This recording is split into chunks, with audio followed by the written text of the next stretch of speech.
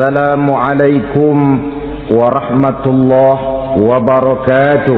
Waalaikumsalam warahmatullahi wabarakatuh. Bapak-bapak, ibu-ibu, saudara-saudara kaum muslimin rahimakumullah. Murai di dahan dan koko ayam di kandang, dunia ini penuh dengan berbagai macam kesibukan. Sejak dari petani yang turun ke ladang, pedagang yang berangkat ke pasar, pelajar yang menuju sekolah, sampai kepada pegawai yang berangkat ke kantor, seluruhnya tidak lain untuk mencari sesuatu yang bernama bahagia. Setiap orang menginginkan kebahagiaan, dan tidak seorang pun menginginkan kesengsaraan dalam kehidupan ini. Namun nyatanya tidak setiap orang yang ingin bahagia mengetahui jalan yang harus ditempuhnya untuk sampai kepada kebahagiaan itu. Maka pada kesempatan pertemuan kali ini, saya ingin menyampaikan sebuah hadis dari junjungan kita baginda Nabi besar Muhammad sallallahu alaihi wasallam yang termuat dalam kitab Mukhtarul Ahadits An-Nabawiyah, di mana beliau bersabda, Arba'un min sa'adatil mar'i. Ada 4 perkara yang merupakan tanda dari orang bahagia. Saya mau tanya, di antara saudara-saudara yang hadir di sini, apa ada yang kepengen jadi orang sengsara? Ya. Seluruhnya tentu ingin mendapatkan kebahagiaan. Maka menurut resep dari Nabi kita, tanda orang bahagia itu 4. Jadi kalau saudara ingin bahagia, harus mempunyai 4 perkara ini. Yang pertama, orang bahagia itu kata Nabi, darun wasi'un. Punya rumah biar bagus asal gede. Enak ngaturnya. Daripada sudah punya rumah kecil, adanya di pinggir kali, gubuk, kalau hujan bocor, miring lagi, kiamat. Loh, kalau gitu Islam materialis dong. Hadis ini boleh diartikan dengan makna hakiki, arti yang sebenarnya. Boleh diartikan dengan makna majazi, arti kiasan. Kalau dia diartikan dengan arti kias, maka yang dimaksud darun wasi'un ay qalbun wasi'un. Rumah yang luas tidak lain daripada hati yang lapang. Karena di situ kunci kebahagiaan yang sebenarnya. Walaupun kita cuma tinggal di petak berukuran 2 kali 3 meter, kalau hati kita luas-luas rasanya rumah itu. Tapi biar rumah kita halamannya saja puluhan ribu hektar, ada kolam renangnya, kamar tidurnya tidak lagi terhitung. Kalau hati yang menempati rumah itu sempit, maka akan terasa sempit jugalah rumah itu. Tempat bergantungnya tidak lain adalah hati. Marilah kita mencoba melihat berbagai pandangan orang tentang bahagia ini. Ada orang menyangka bahwa bahagia itu kalau dia mendapatkan harta yang sebanyak-banyaknya. Siapa yang banyak harta, dialah raja. Apa yang dia mau, seluruhnya bisa dibeli. Keamanannya, dia bisa menyewa petugas. Seluruh fasilitas untuk menyenangkan kehidupannya bisa dibeli. Pendeknya, hartalah segala-galanya dalam kehidupan. Sampai ada pepatah mengatakan, innad darahima fil amakini kulliha taksur rijala mahabatan wa jalala. Sesungguhnya harta, dinar, dirham, uang, di mana-mana selalu bikin hebat orang yang memilikinya. Coba lihat, orang yang punya duit sama yang enggak punya duit, jangan gaya hidupnya, gaya jalannya aja lain.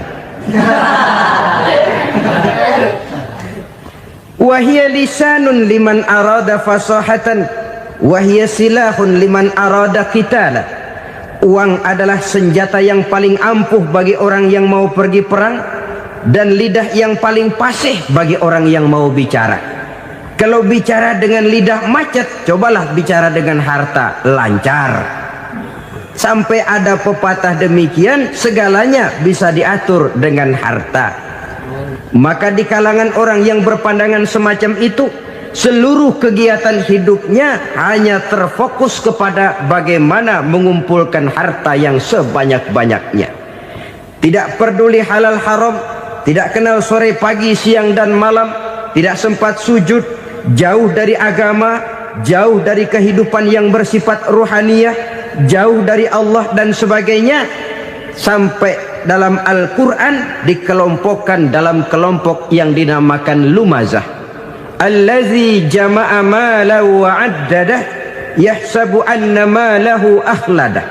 Mereka mengumpul-ngumpulkan harta sebanyak-banyaknya dan menyangka bahwa harta yang banyak itu dapat mengekalkan hidupnya, mengekalkan kekayaannya, mengekalkan kebahagiaannya.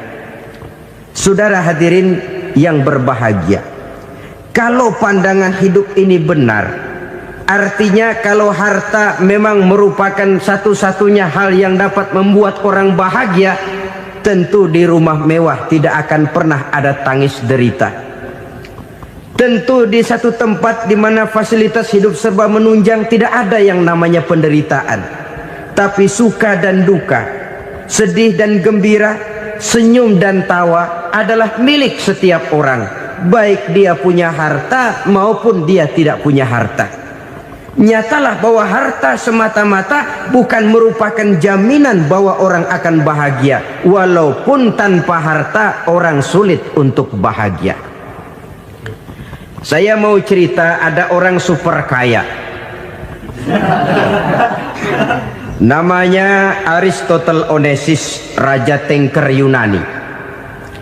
Dia punya kapal tanker saja konon sampai 11 banyaknya. Punya perusahaan penerbangan yang disebut Olympic Airlines.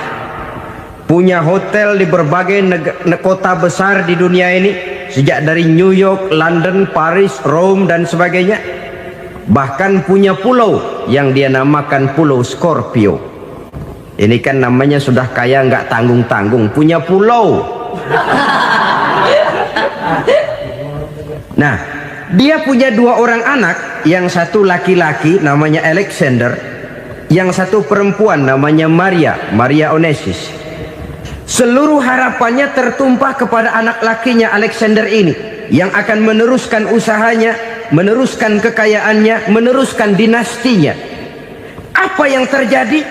Ternyata anak yang dia harapkan yang bernama Alexander ini mati muda dalam kecelakaan pada waktu dia olahraga. Apa olahraganya? Namanya olahraga anak orang kaya, golongan jet set. Olahraganya olahraga pesawat terbang. Jatuh, ya nggak kapungut, habis mati. Tinggal satu anak perempuannya, Maria Onesius. Tapi anak perempuan ini juga malah urakan. Terakhir dia pacaran, bahkan kemudian kawin sama orang Rusia. Rupanya Aristotle Onesius ini broken. Kekayaannya yang berlimpah ruah, perusahaannya yang begitu banyak, siapa yang akan meneruskan? Siapa yang akan menggantikan? Sampai kemudian dia mengurung diri di Pulau Scorpio dan mati di sana secara mengenaskan. Seorang multi jutawan, seorang yang super kaya, mati menyendiri di pulau sepi. Ibarat kata pepatah, anak ayam mati di lumbung. Bukan kekurangan makanan, keurugan makanan. Begitu kehidupan Aristotle Onesius. Dan banyak orang-orang yang sudah demikian kaya sampai dibingungkan oleh kekayaannya sendiri. Telusurilah kehidupan David Rockefeller misalnya, Henry Ford misalnya, Adnan Khashoggi misalnya. Multi jutawan yang kadang-kadang dibuat keder oleh kekayaannya sendiri. Pantas ketika Imam Ali ditawarkan orang, "Ya Ali, kalau kepadamu disuruh pilih ilmu atau harta, kau pilih mana?" Ya jelas pilih ilmu dong. Kenapa? Pertama, ilmu kalau kita berikan kepada orang lain tambah. Tapi harta kalau kita berikan kepada orang lain kurang. Saudara punya uang 10.000, dibagi orang 5.000, jelas uang saudara berkurang. Tapi saudara punya ilmu, diberikan kepada orang lain bisa, saudara pun makin mantap. Tidak lantas jadi bodoh karena ngajarin orang. Saudara bisa Fatihah lalu mengajarkan orang Fatihah, orang bisa, saudara pun makin hafal. Tidak lantas setelah diajarin orang ilmunya hilang. Begitu datang dia minta orang, tolong ajarin saya Fatihah, udah habis, nggak ada.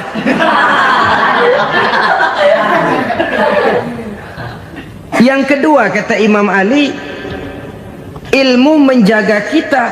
Kalau harta, kita yang harus jaga. Makin banyak ilmu, makin terpelihara diri seharusnya.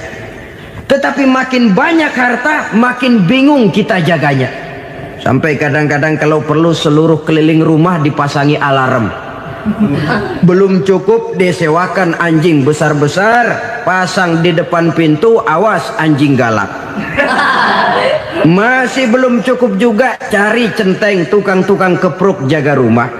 Masih terasa belum aman, padahal rumahnya dikelilingi tembok besar. Di balik tembok ada pintu-pintunya tebal. Di balik pintu itu terbuka masuk kamar, kamar pun ada pintunya, pintunya pun kuat. Masuk ke dalam kamar ada lemari, lemarinya pun pintunya kuat, dikunci, kuncinya pun kuat. Tapi terhadap seluruhnya yang timbul cuma sekedar was-was saja. Kesimpulannya sekali lagi, tanpa harta orang memang sulit untuk bahagia. Tapi harta semata-mata tidak merupakan jaminan orang akan bahagia.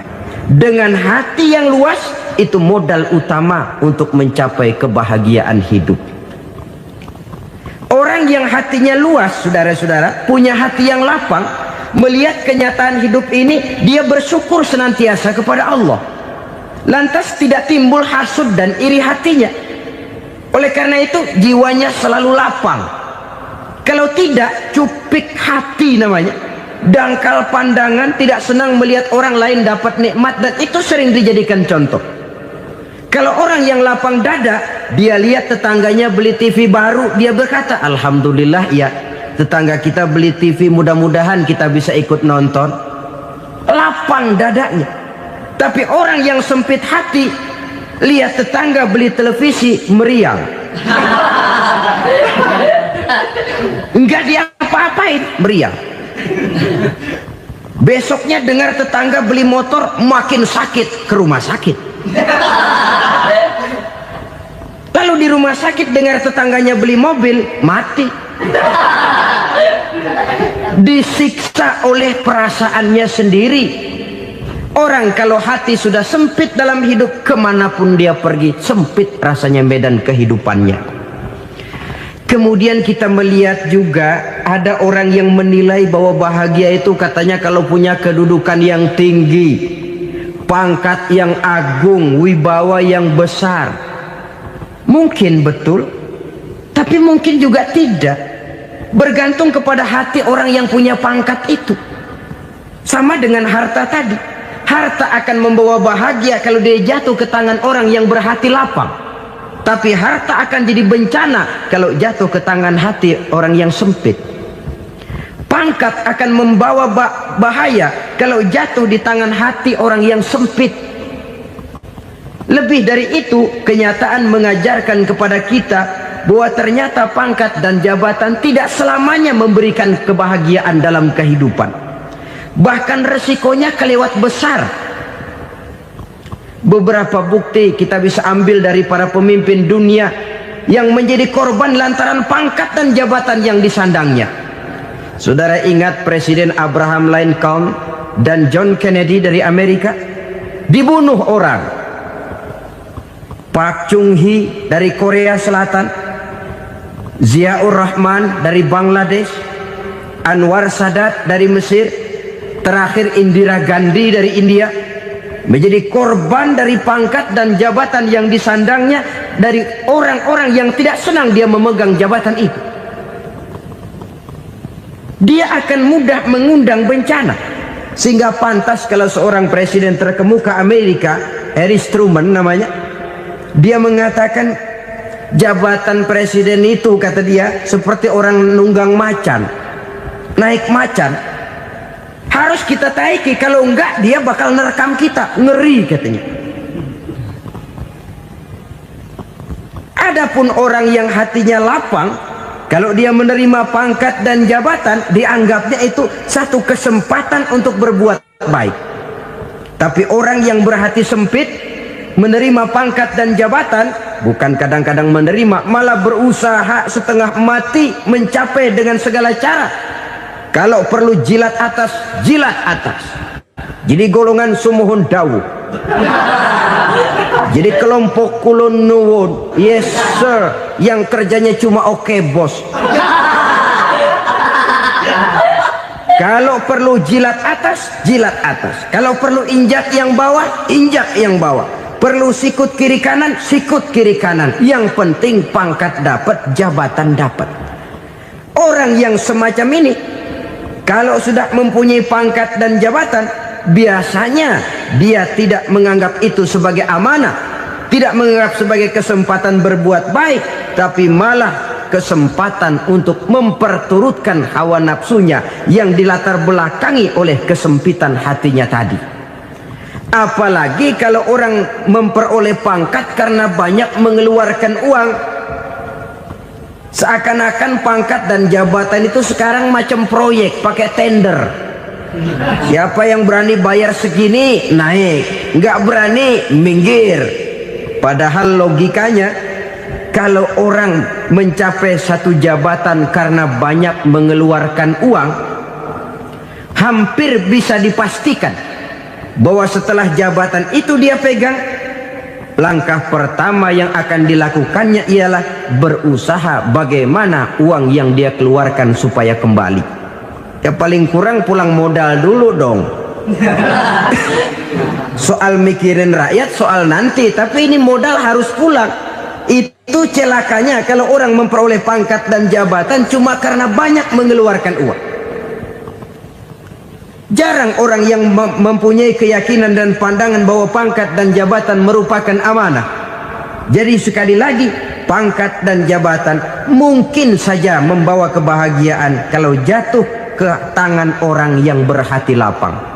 Tapi bisa jadi bencana kalau dia jatuh ke tangan orang yang mempunyai hati yang sempit. Dan lagi-lagi stresnya hati yang lapang.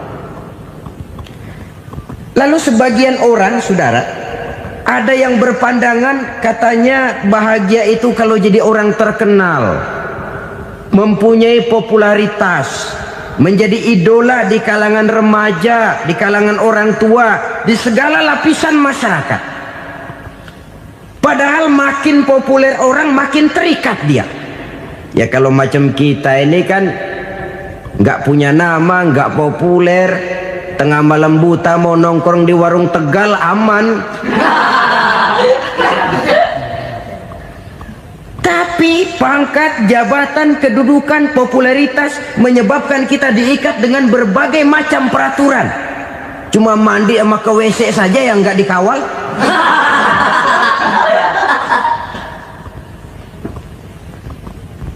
Benarkah popularitas, ketenaran membawa kebahagiaan?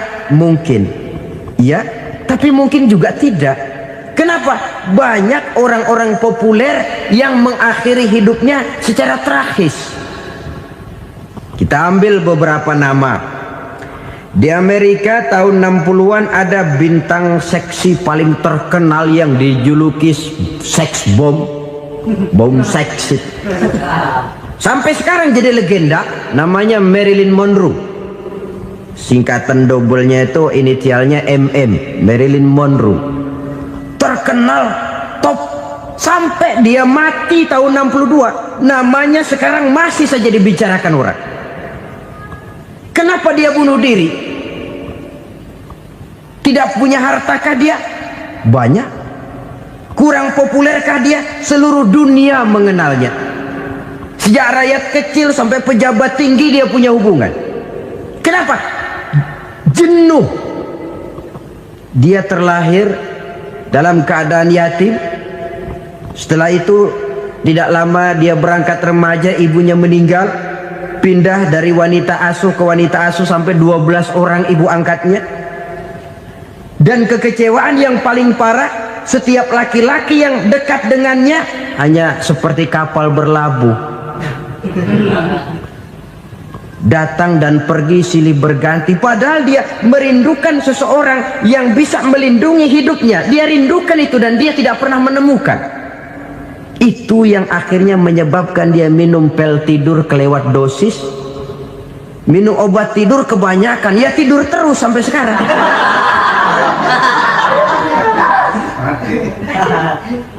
Dia mengakui, saya telah memiliki ketenaran, tapi saya tidak pernah hidup dalam ketenaran itu. Saya pandai main sandiwara, tapi saya ingin hidup dalam alam yang real sebagaimana umumnya orang. Itu yang dia rindukan. Menyusul jejak yang namanya Marilyn Monroe ini, Billie Holiday, saudara kenal tentu. Di rumah sakit dirawat, dia juga minum obat overdosis, mati lagi. Jimi Hendrix minum obat tidur overdosis kelewat batas, mati lagi. Lalu yang menghanyutkan diri di danau, Janis Joplin dan Brian Jones. Ini orang-orang populer, orang-orang terkemuka yang mengakhiri hidup secara tragis, bukan karena tidak terkenal, mungkin karena sudah saking terkenalnya. Contoh paling belakangan, Bruce Lee. Wah, ini tukang-tukang keprok tentu kenal siapa dia. Sampai sekarang pun tabir kematiannya masih merupakan misteri. Dan yang masih hidup juga menunjukkan gejala yang aneh. Michael Jackson, rumahnya di Beverly Hills itu dijaga sedemikian rupa, dan dia selalu curiga kepada setiap makanan harus steril, bersih dari segala macam kimia. Kemana dia pergi, itu tukang-tukang keprok sudah selalu menjaga dan mengawal, dan dia seakan takut menunjukkan mukanya yang asli. Hingga kalau tampil ke tengah di luar show, dia kadang memakai pakaian yang tidak menunjukkan dia yang sebenarnya, takut dikenali orang. Ternyata popularitas sering jadi momok yang meracuni kehidupan manusia. Oleh karena itu, benarlah junjungan kita pada saat beliau mengajarkan orang akan bahagia kalau dia mempunyai hati yang lapang. Nah, sekarang masalahnya untuk mendapatkan hati yang lapang, caranya bagaimana? Kita kembali kepada konsep Quran. Allah mengajarkan, ala inna bi dzikrillahi tatmainnul qulub. Ketahuilah bahwa dengan banyak mengingat Allah, hati akan tenang, jiwa akan lapang. Dengan kata lain, dekat dengan agama, merasakan kehadiran Allah dekat dalam hidup, itu muara pertama untuk mencapai hati yang lapang. Ala inna bi dzikrillahi tatmainnul qulub. Jangan macam orang sekarang ingin mendapatkan ketenangan lalu tapak di puncak gunung, di gua-gua, di tempat sepi. Iyalah kalau nggak ada ular. Kalau tergigit ular berbisa, ketenangan belum, mati jelas itu. Islam positif untuk mendapatkan ketenangan. Ala inna bi dzikrillahi tatmainnul qulubi. Bahwa ketahuilah bahwa dengan banyak mengingat Allah, hati akan tenang, jiwa akan lapang, nuansa pikiran akan luas. Karena yang namanya bahagia ada dimanapun manusia berada. Di kampung ada bahagia, di kota ada bahagia, di ngarai, di lembah, di gunung, di hutan, di lautan, di angkasa luar, dimanapun bahagia itu ada kalau kita bermodalkan hati yang lapang ini. Dan hati akan lapang kalau kita dekat dengan agama. Dekat dengan harta buat sementara hati mungkin tenang, tapi ketenangan yang relatif dan temporer.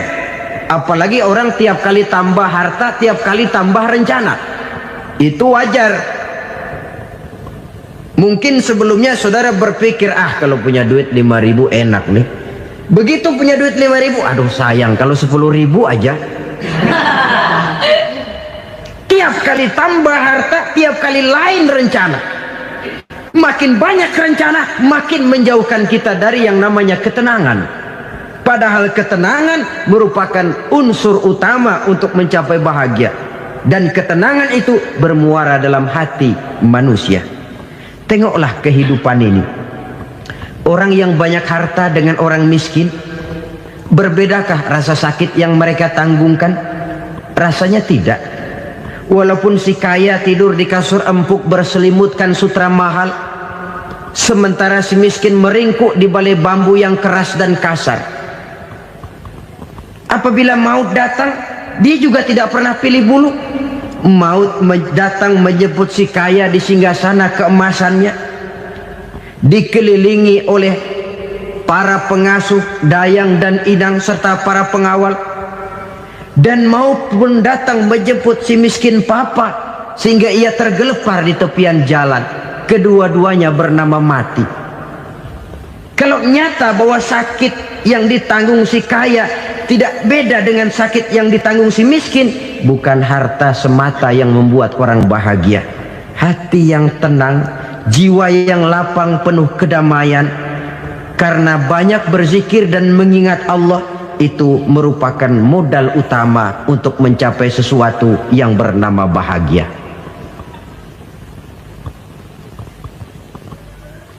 Saudara hadirin yang saya hormati, inilah yang pertama dari 4 ciri yang digambarkan oleh Nabi tentang tanda-tanda orang bahagia.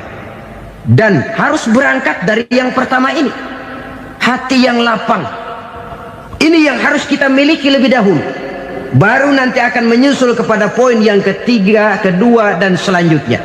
Sebab kalau hati sudah terisi dengan jiwa yang lapang, seluruh persoalan insya Allah akan bisa kita atasi dengan sebagaimana mestinya. Yang kedua sekarang, tanda orang bahagia menurut baginda Nabi, markabun syariah. Orang bahagia itu, kata beliau, punya kendaraan biar cepat asal lancar. Artinya kemana dia mau pergi mudah. Apa maksud hadis ini? Kalau kita kaji lebih dalam, kendaraan itu kan alat transportasi. Transportasi tidak lain adalah usaha memudahkan komunikasi. Pindah dari situ kepada teori bahwa manusia adalah zon political, makhluk bermasyarakat yang tidak bisa memenuhi kebutuhan hidupnya secara sendirian. Kita memerlukan keberadaan orang lain dalam kehidupan ini. Untuk memakai baju saja kita sudah perlukan petani yang tanam kapas, pabrik yang memintal kapas jadi benang, pabrik yang menenun benang jadi kain, sampai kepada mesin jahit, sampai kepada tukang jahit. Itu cuma untuk memakai pakaian saja. Tidak seorang pun di antara kita yang sanggup memenuhi kebutuhan hidupnya secara sendiri. Kita perlu orang lain. Maka kebebasan dalam arti mutlak, kebebasan tanpa batas, itu tidak mungkin ada dalam kehidupan. Karena kita mengadakan yang disebut interaksi sosial. Setiap kegiatan kita tentu melibatkan orang lain. Menurut kita barangkali kita bebas jalan di jalan raya semaunya, tapi orang lain berkendaraan pun merasa bahwa ini ada juga jalan haknya, dan begitu selanjutnya. Oleh karena itu, maksud dari kendaraan yang cepat ini adalah khulata'uhu ma'as solihin. Lingkungan pergaulannya terdiri dari orang-orang soleh. Pergaulannya luas. Kemana dia pergi ada temannya. Kesulitannya ada tempat dia cerita. Dan kesulitan kalau sudah diceritakan kepada orang lain, taruh kata orang itu tidak bisa menolong, namun menceritakannya kepada orang yang kita percayai, kan paling kurang sudah mengurangi beban jiwa, mengurangi tanggungan batin, merasa masih ada tempat kita cerita. Maka lebih baik orang awam yang mau bergaul ketimbang orang setengah alim tapi ngunci pintu. Sebab nantinya akan timbul sikap picik, cupik pandangan, dan tidak luas menghadapi kenyataan dalam kehidupan ini. Namun yang harus kita garis bawahi, pergaulan memang mesti luas. Namun jangan sekali-kali lupa bahwa pergaulan sangat besar pengaruhnya dalam ikut membentuk kepribadian manusia. Sehari-hari bisa kita bilang, kalau kita dekat sama tukang minyak wangi, sekalipun nggak dibagi minyaknya, baunya tentu dapat. Betul? Tapi dekat sama tukang elas, walaupun nggak kena apinya, asapnya mesti kena. Kalau Syauqi mengatakan lebih jelas lagi, man asyaral asrafa asa musyarrafan wa muasyiral anzali ghairu musyarrafin. Awalam taral jildal hakira muqabbalan bisagri lamma sara jildal mushaf. Siapa yang bergaul dengan orang mulia, dia bakal ikut menjadi mulia. Tapi siapa yang berteman dengan orang hina, dia tidak bakal ikut menjadi mulia.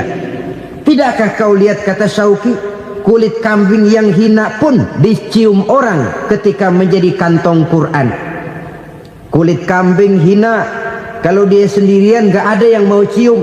Tapi begitu dia bergaul dengan Quran, menjadi kantong Quran, dipakein minyak wangi, ditaruh di tempat yang tinggi, mau diambil dicium dulu, dibawa dengan penuh hormat dan hati-hati. Kulit kambing yang hina lantaran berteman dengan Quran, numpang mujur. Tapi coba lihat kalau kulit kambing berteman dengan kayu, jadi beduk, habis. Zohor dikemplang, asar dipukul. Itu pun sedikit saja, cuma salah milih teman. Yang temannya Quran dihormati orang, yang temannya kayu lantaran jadi beduk, gelap-gelap subuh orang udah kemplangin.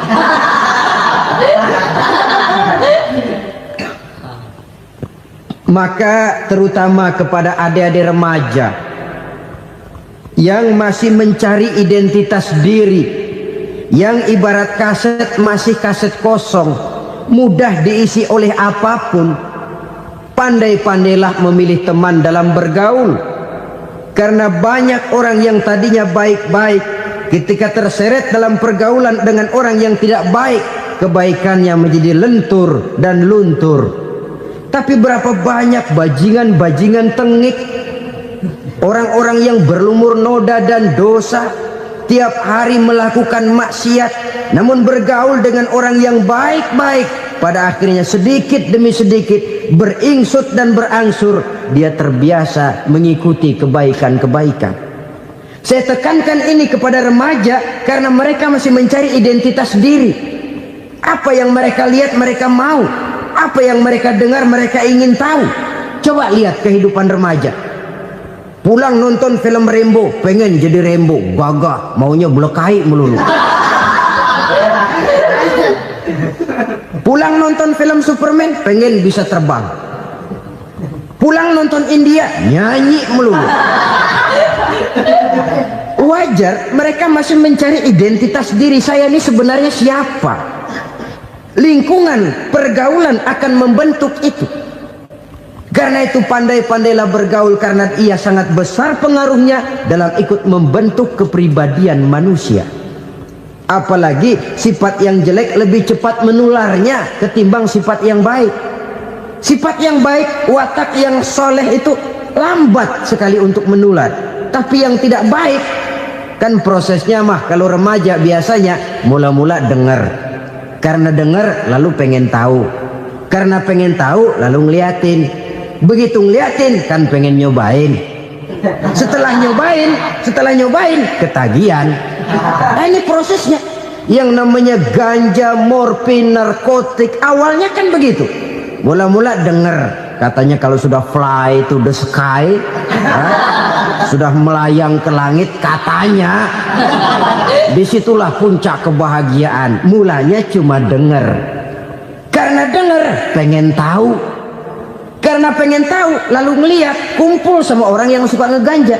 Setelah ngeliat, nah pengen ngerasain. Begitu ngerasain enak juga, ketagihan. Kalau sudah ketagihan jadi penyakit kronis, bisa merembet kepada yang lain. Iya, kalau orang tuanya mampu untuk beli morfin, beli ganja. Kalau tidak kan pikirannya ngayap, jemuran siapa ya gue sabet.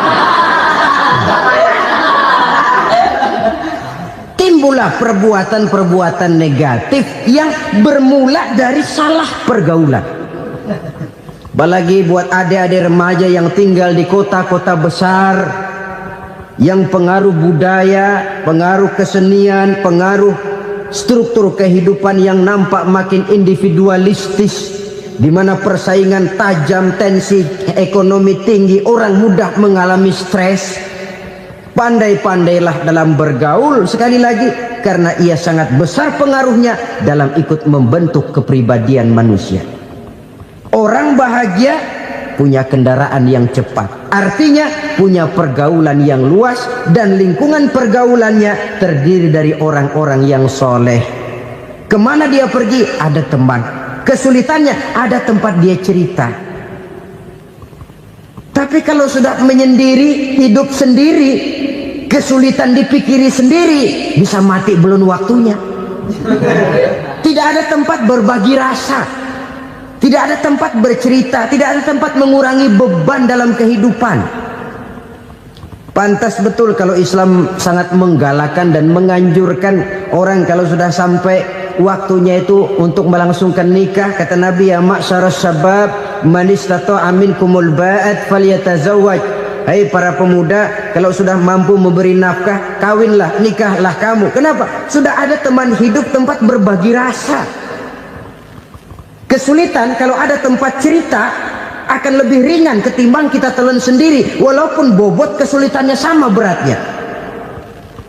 Saudara-saudara kaum muslimin rahimakumullah, inilah ciri yang kedua, punya kendaraan biar cepat asal lancar. Kemana kita mau pergi gampang. Dengan kata lain, setelah hati yang luas, pergaulan yang luas. Dua. Yang ketiga sekarang, tanda orang bahagia itu menurut Nabi, misbahun mudhi'un, punya lampu yang terang. Oh, itu enggak problem. Sekarang sudah zamannya listrik masuk desa, Pak. Lampu sudah terang semua. Betul, kalau itu yang dimaksud. Tapi tidak cuma itu. Karena lampu yang dimaksud di sini, lampu yang akan menerangi seluruh perjalanan hidup. Dan perjalanan hidup itu sudah dimulai sejak kita terlahir ke alam ini, sampai masuk ke alam barzah, kumpul di padang mahsyar, sampai ke akhirat. Lampu yang menerangi itu yang diperlukan. Kalau lampu, katakanlah yang paling top sekarang kan lampu jenis Mercury. Taruhlah itu di rumah kita, dia cuma menerangi rumah kita, menerangi hati pun tidak sanggup. Bila kita masuk ke alam barzah, alam kubur, sanggupkah si Mercury yang begitu terang menerangi alam barzah kita? Tidak sanggup lagi. Sanggupkah lampu yang ratusan watt, bahkan puluhan ribu watt menerangi kehidupan di padang mahsyar? Tidak akan sanggup lagi. Kalau demikian, yang dimaksud lampu yang terang di sini apa? Tidak lain amal soleh, kebajikan yang kita lakukan dalam hidup. Itu yang akan jadi lampu penerang. Di dunia nama kita akan terang, jasad kita boleh hancur terkubur tanah, tapi nama kita akan dikenang orang. Begitulah kalau orang meninggalkan kebajikan dalam hidup seperti sekarang. Ribuan orang tiap saat berziarah ke kubur Imam Syafi'i, ke kubur Imam Malik, ke kubur Imam Ghazali, ke kubur orang yang baik-baik, orang yang soleh-soleh. Kebajikannya yang ditinggalkan, yang mengukir namanya dengan tinta emas, sehingga saudara sudah terbaring di alam kubur. Orang lewat, Allah, ini kuburannya Fulan bin Fulan, dulu ini kebaikannya Masya Allah, saya ikut merasakan. Mari kita mampir sebentar, kita Fatihah, mohon disampaikan Allah pahalanya kepada almarhum. Al-Fatihah. Itu kalau orang baik-baik. Lalu saudara tanya, Pak, orang mati dikirimin Fatihah apa nyampe pahalanya? Saya jawab, kalau saudara nggak percaya, mati dulu dah. Nanti saya Fatihain, tungguin di sana. Umpama nggak sampai, balik lagi kemari.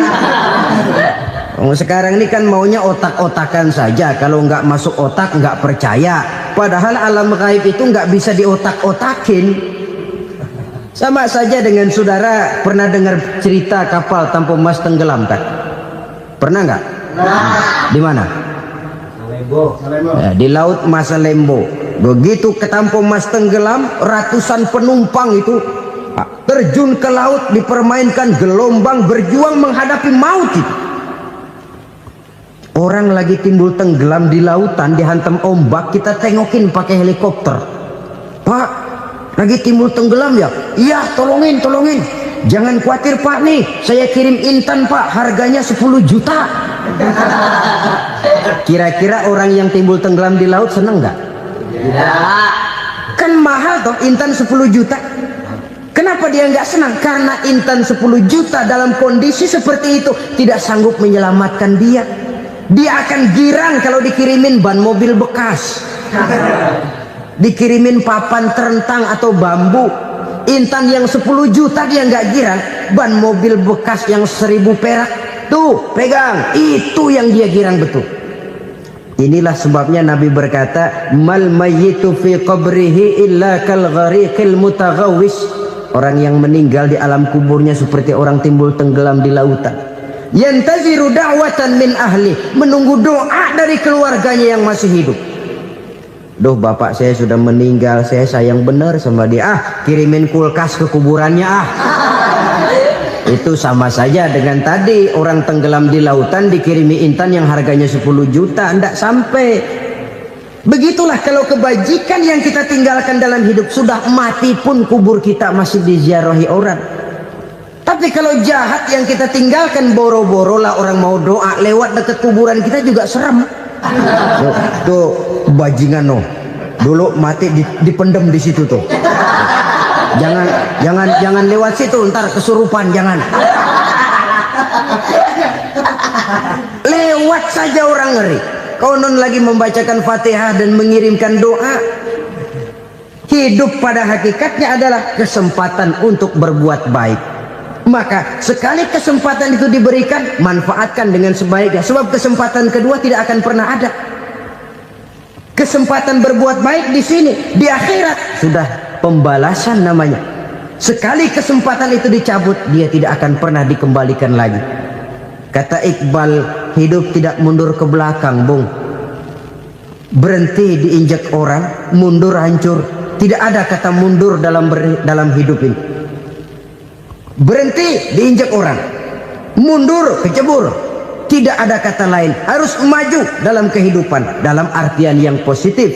Hidup adalah kesempatan untuk mengumpulkan kebajikan yang sebanyak-banyaknya.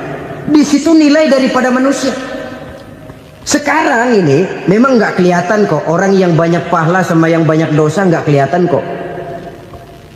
Barangkali kalau habis bikin dosa palanya pada benjol, mungkin orang takut sama dosa.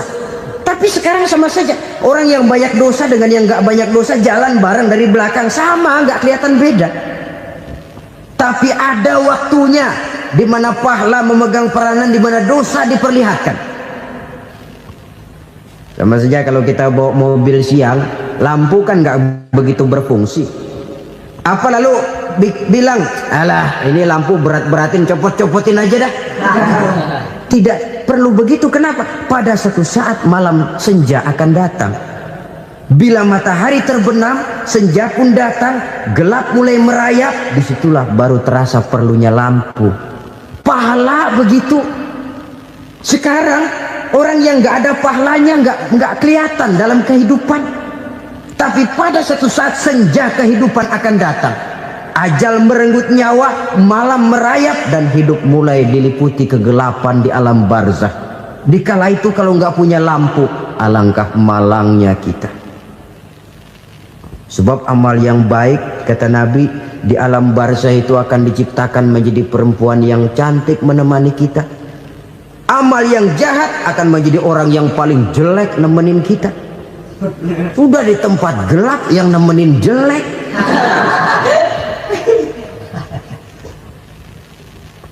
Kaum muslimin rahimakumullah. Kalau demikian masalahnya, tergantunglah kita pandai memanfaatkan waktu. Al-waktu kasayf. Waktu itu cepat sekali. Yang namanya waktu itu tahu-tahu. Tahu-tahu. Udah tahun 87. Tahu-tahu. Udah begitu. Tahu-tahu.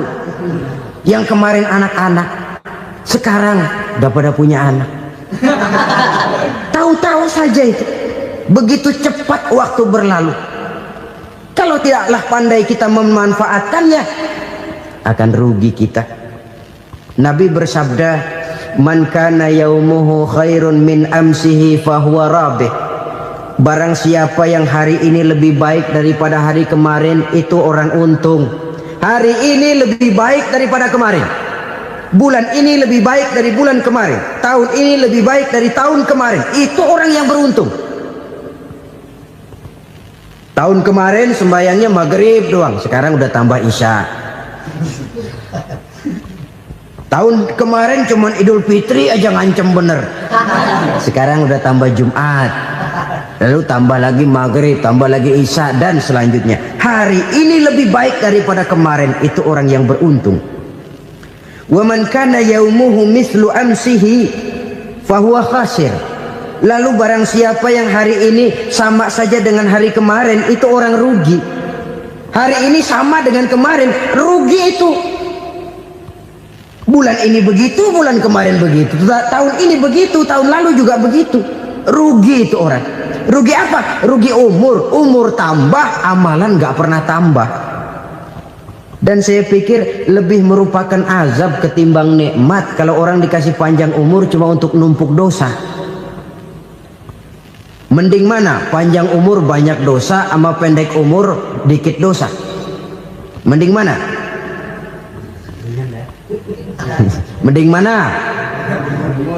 Ya, paling mending tentu panjang umur banyak pahala.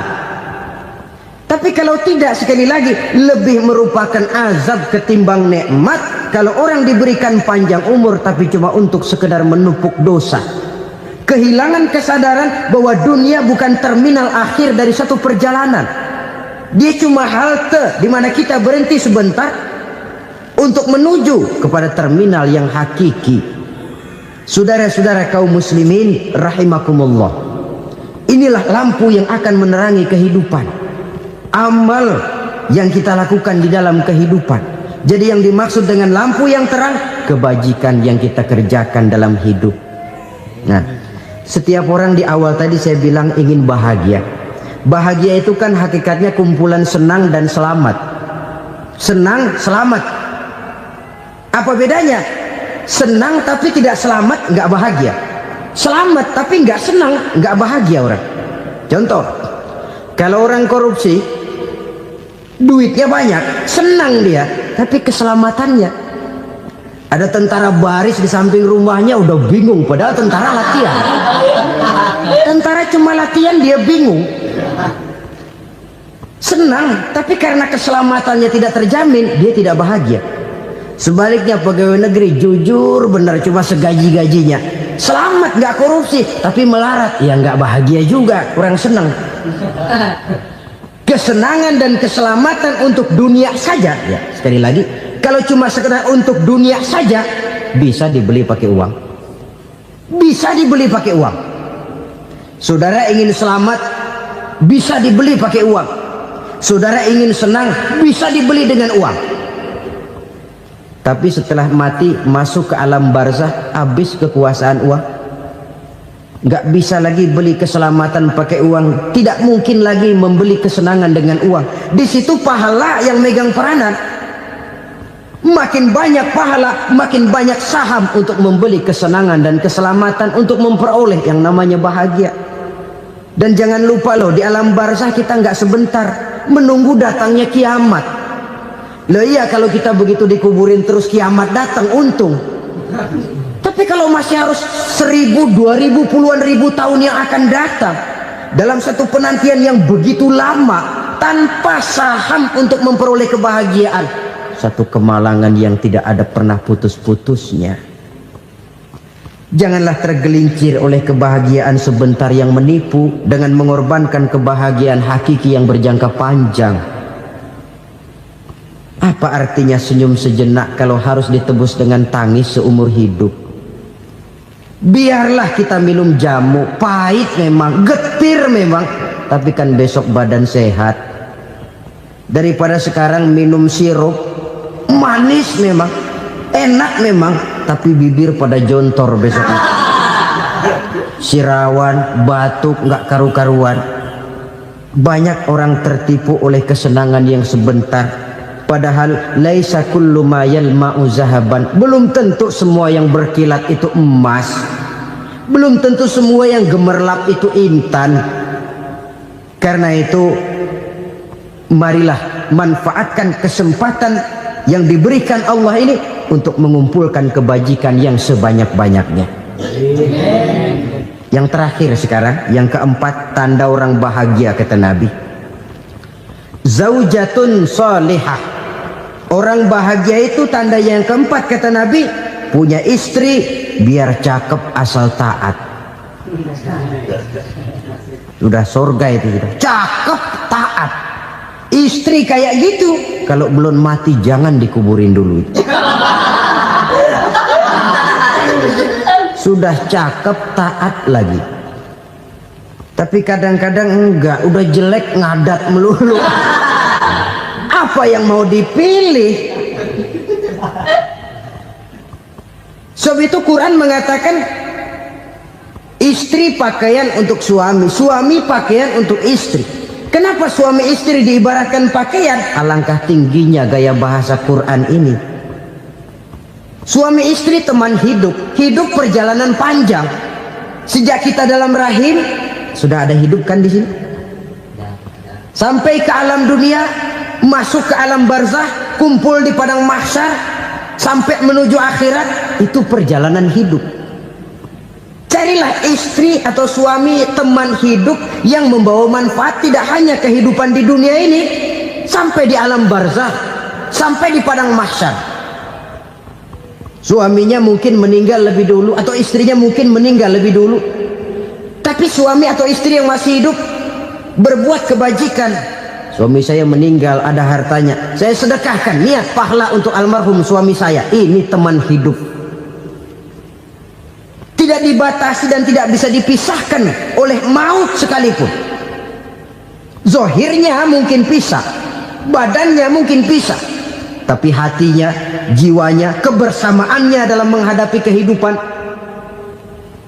Karena itu saudara-saudara, bahasa Quran indah. Suami istri diibaratkan seperti pakaian.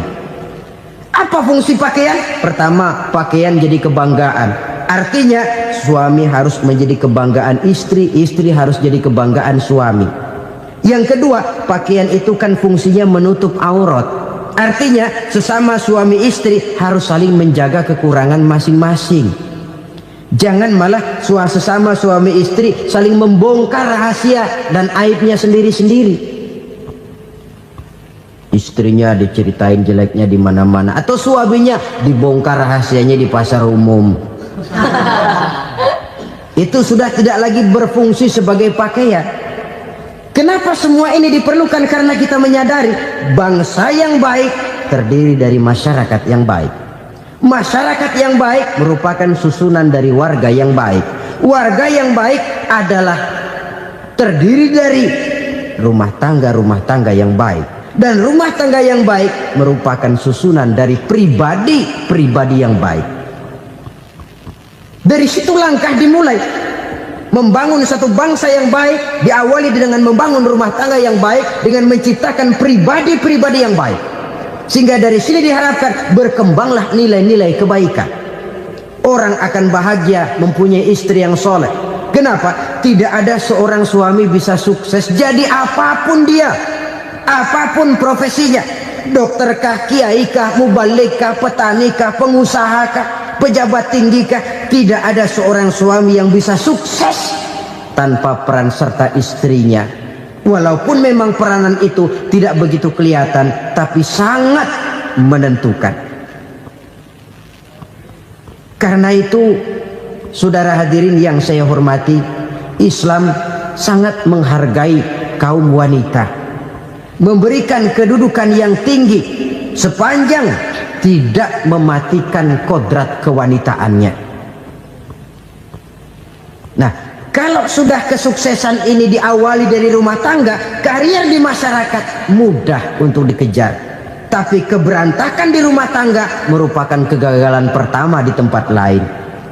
Nah, inilah saja yang dapat Al-Fakir sampaikan pada pertemuan kali ini.